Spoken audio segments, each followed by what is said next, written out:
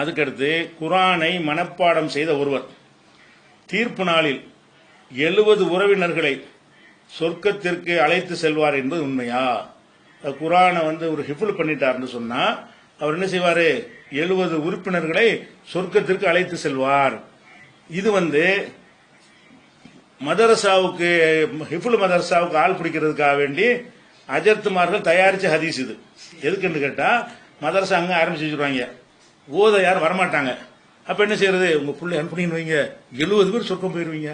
அப்ப என்ன செய்வான்? நம்ம ஈஸியா சொர்க்கம் போது வழி இருக்கு, நம்ம இஷ்டத்துக்கு விளையாடுவோம், அவன் ஆஃபில மட்டும் ஆக்கி விட்டுருவோம், நம்ம 70 கூட்டு போயிருவாரு அப்படிங்கறத உண்டாக்குனதுக்காக வேண்டி இது அஜர்த்துமார்கள் உண்டாக்குன ஒரு ஹதீஸ் தானே தவிர இப்படி ஒரு ஹதீஸே கிடையாது. இட்டு கட்டப்பட்டது ஹதீஸும் கிடையாது, பலவீனமான ஹதீஸும் கிடையாது, சரியான ஹதீஸும் கிடையாது. ஒரு ஹாஃபில் குர்ஆனை மனப்பாடம் செய்வாரேயானால் 70 உறவினர்களை நரகத்தில் சொர்க்கத்திலிருந்து சொர்க்கத்திற்கு அழைத்து செல்வார். இது ஹசான்கிற ஒரு லண்டன்ல இருந்து கேட்டிருக்காரு இந்த கேள்வி.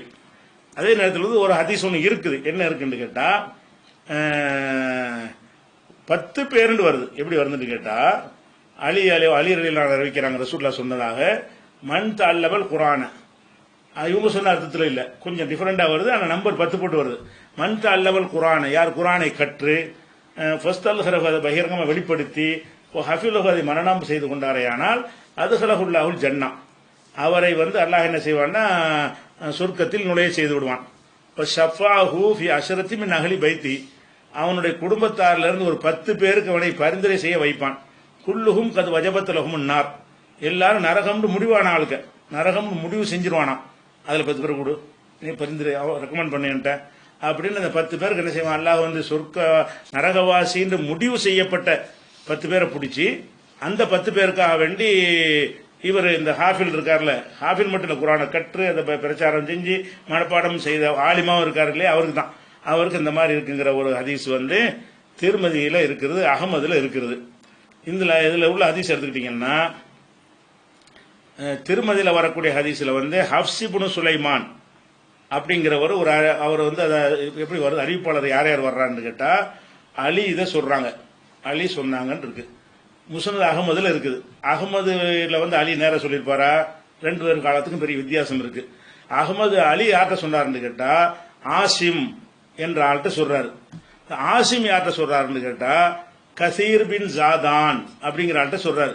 இவர் யாருன்னு பார்த்தா இவர் ஆள் போக்கு சரியில்லாது, இவர்கிட்ட சொன்னதா வருதுல இந்த 3வது ஆளு, இவர் சரியில்லாதவர், பலவீனமான ஆள். பலவீனம்னா ஒன்னோட ஒன்று சொல்லக்கூடிய ஆளுக்க, நினைவாற்றலாம் சரியா இருக்காது, நேர்மா நாணயம்லாம் இல்லாத ஆளுக்கு பலவீனம்னு சொல்லுவாங்க. ஆள் பலவீனமான ஆளு. இவர் ரசூலுல்லாஹ் சொன்னான்னு சொல்வது இவர் ஏத்துக்கிற முடியாது, முன்ன பின்ன இருக்கலாம் அப்படின்னு வந்துருது.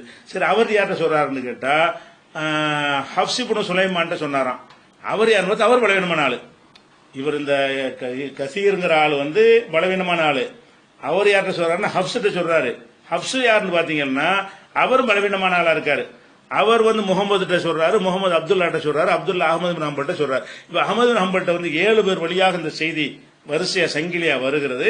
நடுவுல உள்ள 2 பேர் பலவீனமா இருக்கிறாங்க. இந்த பலவீனமான ஆளுக்கு உன்னோட கொண்டு இந்த பேரெல்லாம் சேர்த்து இந்த செய்தியும் சேர்க்கிற மாதிரி பேரையும் சேர்த்துக்கலாம். எனக்கு அவர் சொன்னார் இவர் சொன்னார்னு சேர்த்து செஞ்சிருந்தார்களே, ஆனால் அது ரசூலுல்லாஹ் சொன்னாங்க என்பது உறுதிப்படுத்தப்படலை. நமக்குள்ள கட்டளை என்ன? ஒலா தக்ஃபு மா லைஸ லக பிஹி இல்முன், திட்டவட்டமான அறிவு இல்லாத ஒன்றை பின்பற்றாத. திட்டவட்டமா ரசூலுல்லாஹ் சொன்னாங்க நிரூபிக்கிறதா இருந்தா சொன்னவர் கரெக்டான ஆளா இருக்கணும்.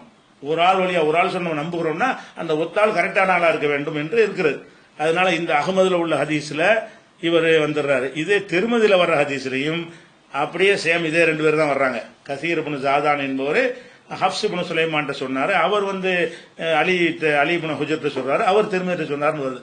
அப்ப இதுல இந்த கசீர் இப்னு ஜாதான்ங்கிறவர் யாருன்னு டீட்டெயிலே கிடைக்காத ஒரு ஆள். ஒரு ஆளை பத்தி பேசுறதா இருந்தா அவருடைய வரலாறு, எப்ப பிறந்தாரு, எந்த ஊருக்காரரு, எப்ப மரணித்தாரு, யார் யார்கிட்ட படிச்சாரு, யாரையெல்லாம் சந்திச்சிருக்கிறாரு, அவருடைய நாணய நேர்மை எப்படி, நினைவாற்றலாம் எப்படி, கடைசி வரைக்கும் ஒரே மாதிரி இருந்தாரா, இடையில குழம்பிகளும் போயிட்டாரா, அவர் கொள்கை என்ன, மோசடி பண்ணியிருக்காரான்னு பல விவரங்கள் ஒருத்தருக்கு இருக்கும்.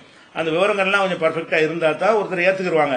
யாருன்னு தெரியாத ஒரு ஆள் வழியாக அறிவிக்கப்பட்டுச்சுன்னு சொன்னா அதை ஏத்துக்கிற மாட்டாங்க. அது 10 பேருங்கிற ஒரு விஷயம் தான் வருகிறது. இப்னு மாஜாவில் வருகிறது, அதுலயும் இதே மாதிரி தான் வருகிறது. ஆனா இதுல என்ன வருதுன்னு கேட்டா அதே கசீர் இப்னு ஜாதான் யாருன்னு தெரியாதால அறிவிக்கிறாரு. அவர் யாருக்கு சொல்றாருன்னா அபு உமருக்கு அறிவிக்கிறாரு. அபு உமர்னு பலவீனமான ஆளு, லைஃப் ஜித்தன் ரொம்ப பலவீனமான ஆள் அப்படின்னு இருக்குது. அந்த மாதிரியான அந்த 3 நூல்ல வரக்கூடிய இந்த ஹதீஸ்லையும் 10 பேருக்கு அவங்க சிபாரிசு பண்ணுவாங்க அப்படின்னு இருக்கிறது, அதுவும் தவறு. 72ங்கிறது இல்ல, 10 பேருக்கு சிபாரிசு பண்ணுவாங்க. அதுவும் யார்? ஹாஃபில்களுக்கு இல்ல, ஆலிம் பிளஸ் ஹாஃபில், குரானை ஓதி அதை கற்று பிறருக்கு சொல்லி கொடுத்து குரானை மன்னம் செய்து இப்படி யார் இருக்கிறார்களோ அவர்கள் செய்வாங்கன்னு இருக்குது. ஆனால் செய்ய மாட்டாங்க, அப்படிலாம் கிடையாது. ஏன்னா ஹதீஸ் சரியான ஹதீஸ் இல்லையில, சரியான ஹதீஸா இருந்தா அது செய்யலான்னு இருக்கும்.